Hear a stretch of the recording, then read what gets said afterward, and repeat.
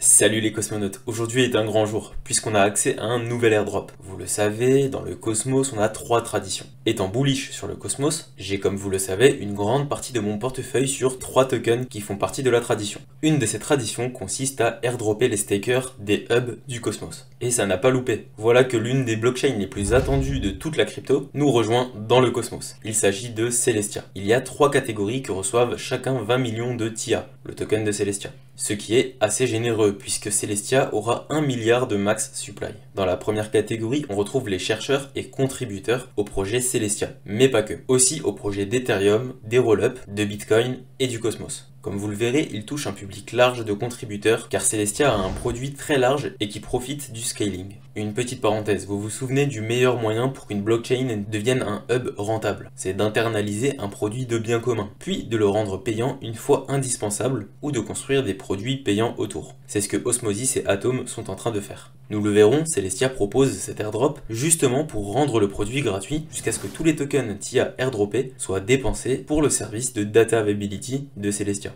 Je ferme la parenthèse. La deuxième catégorie s'adresse au grand écosystème d'Ethereum. Ce sont en fait les premiers utilisateurs des rollups.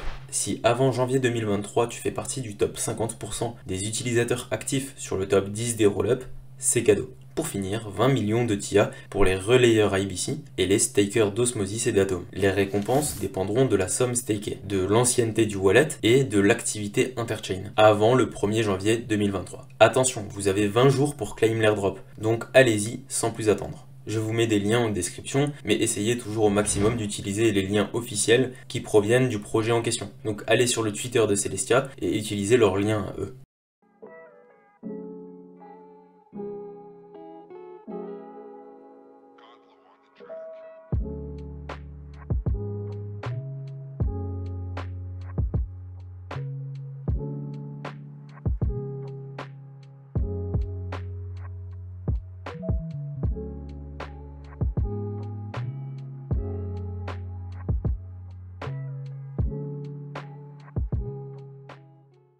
Une fois l'airdrop récupéré. Si vous vous demandez où sont vos TIA, ils sont sur l'adresse Celestia de votre Kepler, que vous voyez à l'écran, et vous devez attendre que le premier bloc de lancement se produise. Ensuite, si vous voulez pouvoir les vendre ou leur donner une valeur en dollars, pour savoir combien votre airdrop représente, vous devrez attendre un listing sur un exchange, ou la traditionnelle ouverture d'un canal IBC vers Osmosis. De là, on pourrait très bien avoir un stream swap, ou alors une pool incitée Osmo TIA pour le lancement du token. On le verra peut-être dans une autre vidéo ensemble, mais Celestia et Osmosis auront une relation spécifique, puisqu'une grande partie des revenus versés à Celestia devront passer par Osmosis pour être swappés en token TIA, avant d'être versés aux participants du réseau Celestia. Il est donc important que la pool Osmo TIA ou USDC TIA ait une liquidité assez profonde. Un portail pour les airdrops.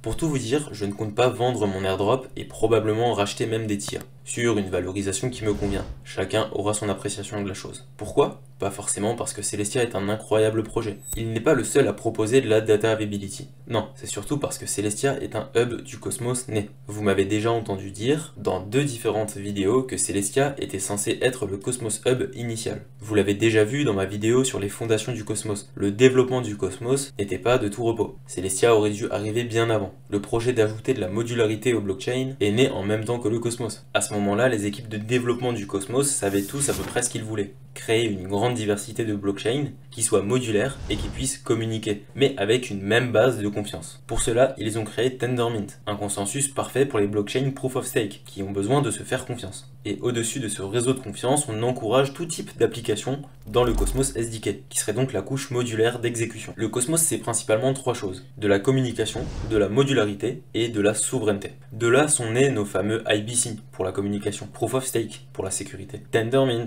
pour le consensus, le Cosmos SDK et ABCI pour la modularité de la blockchain. Mais alors, avons-nous besoin de Celestia si on a déjà de la modularité? Celestia permet de la modularité entre différentes blockchains. Au lieu d'avoir une blockchain qui s'occupe de la sécurisation, plus de l'exécution et de la disponibilité des données, il permet à des projets différents de se spécialiser dans une des fonctions de la blockchain. Celestia s'est spécialisé dans la disponibilité des données, qu'on appelle DA, Data Availability, pour la couche de sécurisation, de settlement ou en français de règlement. Il peut aussi être utilisé mais incite à la diversité, tout comme sur la couche applicative. Celestia se place comme une couche basse, légère et discrète de l'écosystème système des blockchains modulaires, interopérables et souveraines. Bref, une base du cosmos qui aurait dû arriver beaucoup plus tôt dans le cycle de vie du cosmos. Une idée, en somme, vieille comme le cosmos. Avec un peu plus d'organisation de l'entreprise Tendermint, il aurait pu être intégré dans Atom. Quoi qu'il en soit, c'est aujourd'hui un grand écosystème qui va émerger au-dessus de la data availability de Celestia. Et c'est pourquoi je vais staker mes TIA, qui ouvriront probablement des portes à beaucoup plus d'airdrop, de layer 1 comme de layer 2, de projets d'Ethereum comme de projets du cosmos, si c'est encore possible de les différencier. On va pas se mentir, il y a de vraies pépites à venir sur Celestia. Je m'intéresse particulièrement à Fuel, Mina, Berachain, RISC0, et il y aura certainement un grand nombre de forks de roll-up d'Ethereum, que ce soit des ZK ou Optimistic roll-up. Voilà, c'est la fin de cette vidéo de news. J'espère que tu seras éligible à l'airdrop, et en attendant le récap de la semaine, je t'invite à regarder comment le Cosmos va se positionner face à Ethereum qui se cosmosifie. Dans cette vidéo, je te présente 3 applications du Cosmos qu'on n'a pas chez Ethereum. Bon visionnage.